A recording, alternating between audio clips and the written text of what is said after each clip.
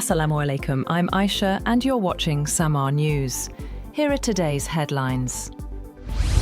The Trump administration has ordered US diplomats worldwide to stop processing visas for Afghan nationals, effectively suspending the special immigrant visa program for Afghans who assisted the United States during its 20-year presence in Afghanistan. According to a State Department cable, all US diplomatic posts have been instructed, effective immediately, to reject all immigrant and non-immigrant visa applications from Afghan nationals, including special immigrant visa applicants. The move marks one of the most sweeping policy halts affecting Afghans seeking entry into the United States.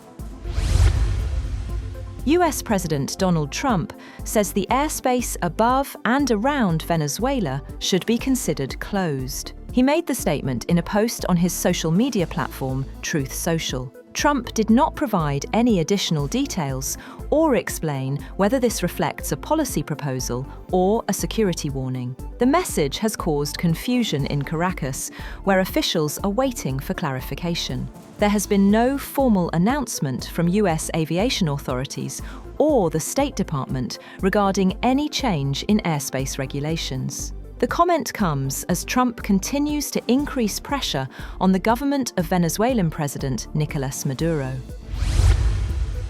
4 people have been killed and 14 others wounded after gunfire erupted at a family gathering in Stockton, California. Police say the shooting happened during a child's birthday party, and early signs suggest it may have been targeted. Authorities say the investigation is active, with no details yet on the shooter. North Korean leader Kim Jong-un has emphasized the Air Force's role in strengthening the country's nuclear war deterrence. He made these remarks during celebrations for the Air Force's 81st anniversary, where he appeared alongside his young daughter. Photos show Kim inspecting unmanned aircraft, mobile missile launchers, and other military equipment. Meanwhile, a Ukrainian intelligence official says North Korea has begun mass production of small, short-range FPV drones, as well as larger, medium-range battlefield attack drones. Benjamin Netanyahu has asked Israeli president for a pardon in his years-long corruption trial, saying the criminal case is harming his ability to govern. Netanyahu denies all charges of bribery, fraud, and breach of trust. His lawyers say he still expects a full acquittal. In a video message, Netanyahu urged political leaders to support the move. The death toll from devastating floods and landslides on Indonesia's Sumatra island has risen sharply to 303. The new figure is a major jump from the previously reported 174 deaths. Cyclone-driven torrential rains have battered Indonesia, Malaysia, and Thailand for a full week, with a rare tropical storm forming in the Malacca Strait. Officials say 279 people remain missing, while around 80,000 residents have been evacuated. Hundreds are still stranded across 3 provinces in Western Sumatra as rescue teams race against time. Operations have resumed at Iraq's Khor Mor gas field, days after a drone attack forced a shutdown and triggered widespread power cuts across the Kurdistan region. Gas transmission to power stations has restarted. The Khor Mor field is one of the region's largest and a critical supplier for power generation. Authorities say restoring gas flow is expected to stabilize electricity supply across multiple provinces.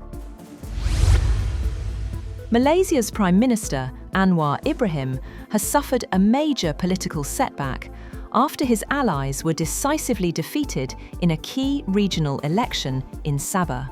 Final results show Anwar's Pakatan Harapan coalition winning only 1 out of 20 seats, a sharp drop from the 7 seats it previously held in the eastern Borneo state. Political analysts say the results mark a serious blow for Anwar, calling it a grim first electoral test after nearly 3 years in office. Associate Professor Lee Kwok Tung described the outcome bluntly, saying Anwar's coalition lost badly.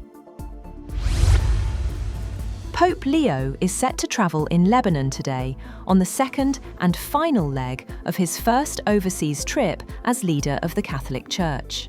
He is expected to make a strong appeal for peace as Lebanon continues to face Israeli airstrikes. The first US Pope travels from Turkey, where he spent 4 days warning that humanity's future is at risk due to the growing number of violent conflicts worldwide. He also condemned all forms of violence carried out in the name of religion.